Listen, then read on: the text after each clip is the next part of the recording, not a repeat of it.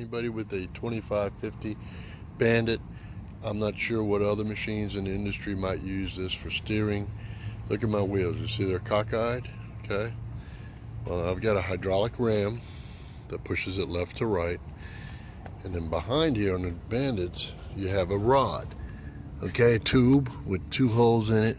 And you have these ends. These are called rod ends or Heims joints. Okay.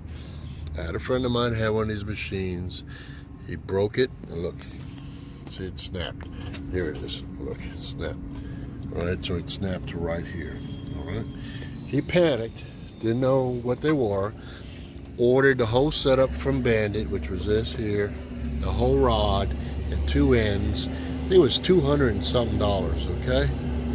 Well, truth is, these are about the worst case scenario. I'm actually fixing this right here on the street. The worst case scenario, these are about $15 a piece, all right? But you honestly, race cars use these, sprint cars use them, and you can find them at Summit Racing, and they're called Heims or rod ends. They're 5/8 by 5/8. But here's the trick, okay? You need to understand something. One side is left-hand thread, and that will be on the opposite side. That'll be on the side you start. The side on this side is right-hand thread, just like a regular bolt, okay? So there's two different ones. They're 5/8 by 5/8, and one's left-hand, the other one's right-hand, okay? So I'm going to show you what you got to do. You think you're in a critical part? He's like, what am I going to do? I fixed these out in the field many a times. I pre-adjusted my nut here further back. I'll spin this on. Okay. Typically these jam nuts are 15/16. That's typically. But it could be smaller or larger things. They do make them two different sizes. The nut itself, the outside diameter. Alright, so we're there. And how you adjust the wheels is, see, this will turn left or right, and it'll get your alignment. We're not concerned with that just yet, all right? What we're concerned is, now we have to get the old one off, okay? It's going to be 15/16 top, 15/16 bottom nut. So I got to do this first. I only got one hand. I'll pull it out. I'm going to show you what we're going to do, okay? All right, we're back, right? So look, I unscrewed the bolt up a little bit. Not all the way, just up a little bit, enough to clear it. Popped out. And then what we're going to do is, I'm going to start up the machine. Now, my machine has a blade on it. Not everybody has a blade. So if you don't have a blade, you'll have to use a jack to jack up your front end a little bit, okay? Or you can manhandle it by pulling it this way. That's another way to do it. But I'm going to drop the blade, and then I'm going to slide this rod end up on this, put it back, put the nut on, and then I'll show you a little bit on adjusting, okay? Machine is lifted. I got an old piece of log here from a tree company left at a job site, so I kept it. Okay, what you got to do is I aligned this wheel. See that wheel's turned? Okay, but that one's connected to the ram. So I'm going to straighten that wheel.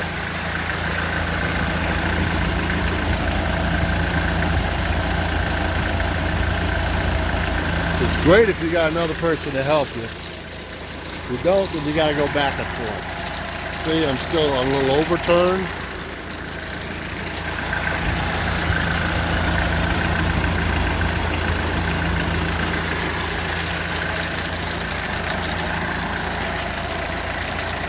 Now I'm just about straight, maybe tap it an inch.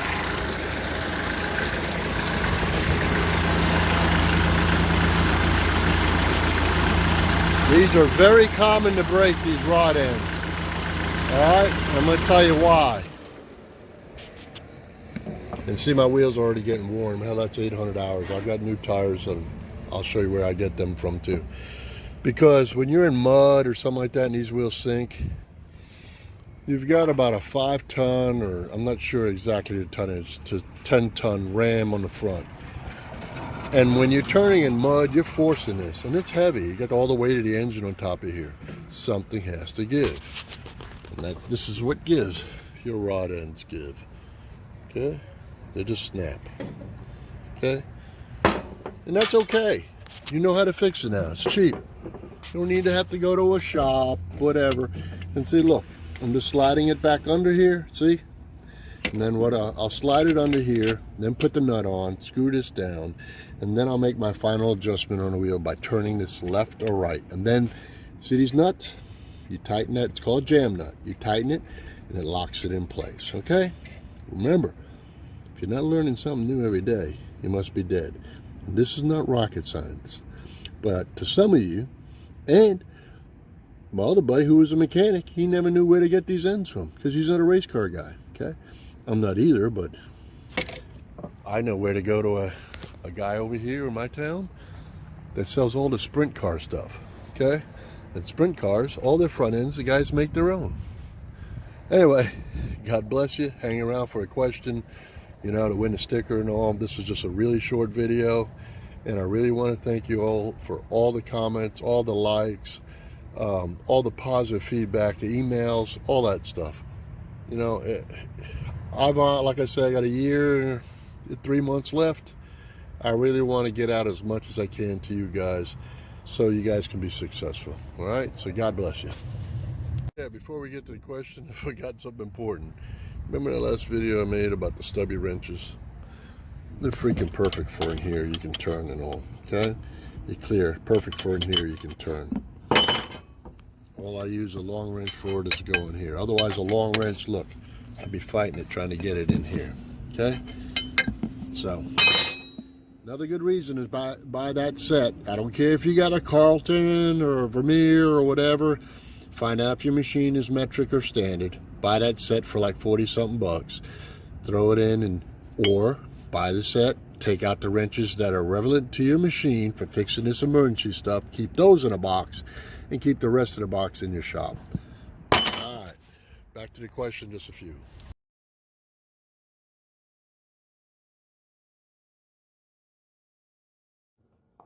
Hey, back home. I'm cleaned up. And it's Labor Day weekend. Let's wish everybody a great weekend. Be safe out there. It's been a very profitable week once again for me, and hopefully for you too. We're known as essential workers, so we get to work, right, with this corona stuff going on. Anyway, it's time for the question, movie question, and I'll tell you something unusual happened. I talked to a bunch of young guys this week, and they watched my videos, and they actually said they've never seen the movies that I post up there. What did I do? That made me feel like a real old freaking guy. But hey, it's okay. So I decided to pick a newer movie. It's got some fantastic driving in it. Okay, it came out a few years ago. It's called Baby Driver. And what I want to know is what year, make, and model the car was. It's the red car that the getaway driver, the star of the show, drives. I'll even put a clip of the movie. It's a fantastic clip, okay? There's some badass driving in this thing. And the clip will be in the description down below, okay? So the first two people to answer the question in the comment, remember you got to subscribe, got to like this video, and the comment is, you know, answer the question or whatever comment you have. But to win it, it's the first two people that come up with the answer in the comments, okay?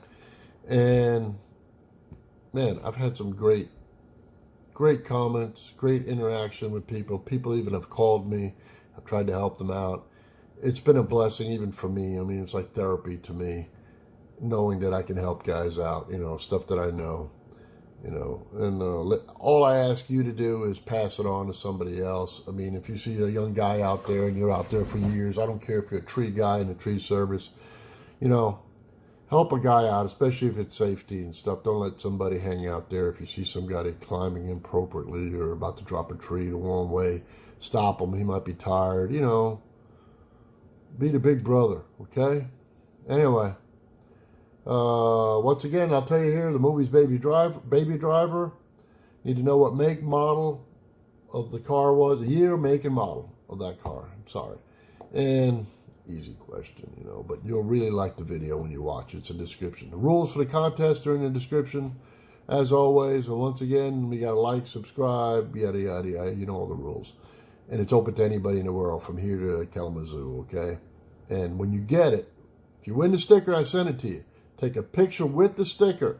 I'll put you in the next video as it comes along. You know, takes delayed time to get your email back and all. By then, there might be another video, so you'll be on, you know. It helps me knowing that I helped you, okay, that you won something and you took time out to watch my videos. It's just a blessing either way, back and forth. Anyway, God bless you. See you on the next one, huh? Hopefully this one helped you out.